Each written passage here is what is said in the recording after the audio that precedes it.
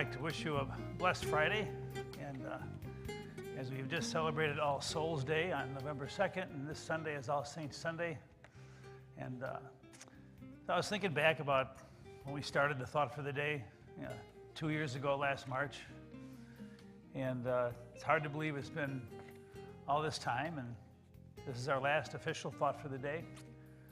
But you have thoughts for the day, and I have thoughts for the day, and we will keep those thoughts connected, maybe in some new and different ways, which is probably a good thing. But I know the purpose of the Thought for the Day was to keep us connected. And I think we've done that, because it's not just listening to me, which you could easily be tired of by now, but it's just seeing the church and the cross and the candles and knowing that the church is not just this building, but it's the spirit of each one of you as you go about your day and make a difference in the lives of others. And the one thing that I've discovered over the past 2.5 years sharing these moments with you, I've kind of rediscovered the power of prayer. I've always prayed, but sometimes praying was just something we did because you're supposed to do it.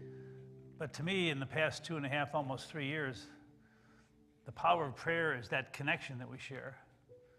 And prayer is that spirit that gives us the strength to face tomorrow, even if we don't get our prayers answered. I don't think I've ever prayed more than I have in the past 2.5 years. And that's because many of you have challenged me to do that. I've also rediscovered the power and the beauty of the biblical word. We talk real glibly about the Bible being the Word of God. But the Bible is more than that. The Bible is the word of men and women who have discovered God. That's why the Bible is so diverse, because it's about how God comes alive in the lives of ordinary people like you and me. So the Bible is a very human book, and that's why it is so different and sometimes confusing, but that's the way life is. And when you read the Bible, you read about the human spirit and God's spirit coming together in crazy ways. I guess one thing I've discovered too is how God comes alive in the life and the footsteps of ordinary people like you and me. And that is just a powerful discovery, because God comes alive in the way we treat people. God comes alive when we are patient and step back and allow the spirits of each other to affect who we are.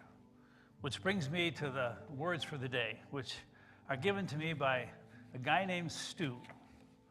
And Stu is one of those guys, he's not a member of the church. Stu has listened to every Thought for the Day and worship service since the pandemic started. He is a retired guy, a retired butcher, and he has a GA meeting here. And I tell you, he just really, really has been touched by the ministry of our church, even though he doesn't come to our church. And this is what the words are for today. Life is an echo.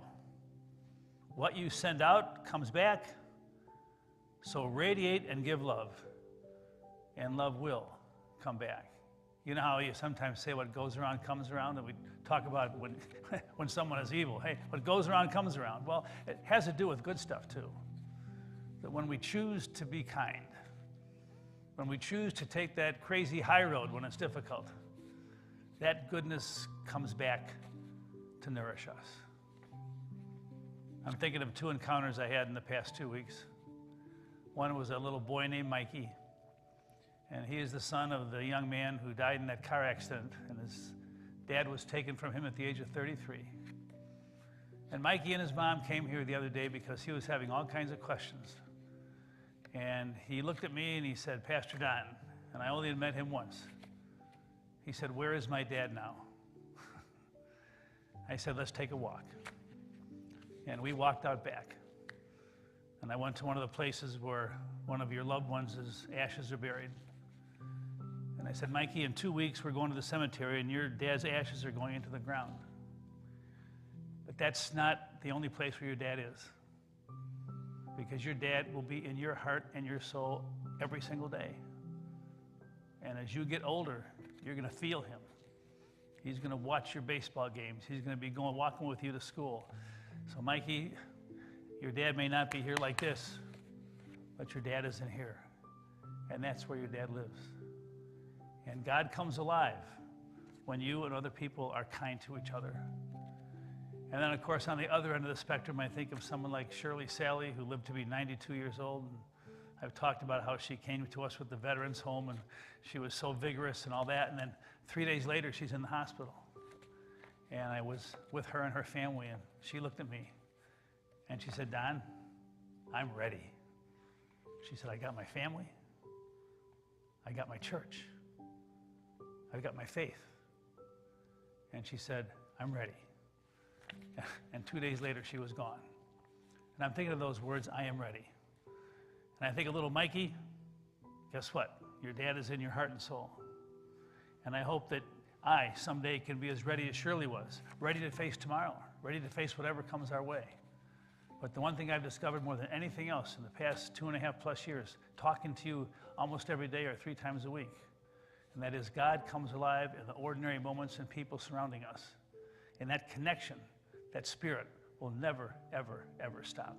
So God bless. I want to thank the team at our church for everything. Thank for your support.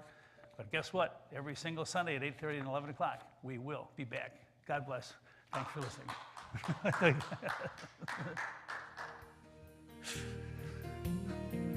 Thank you, buddy.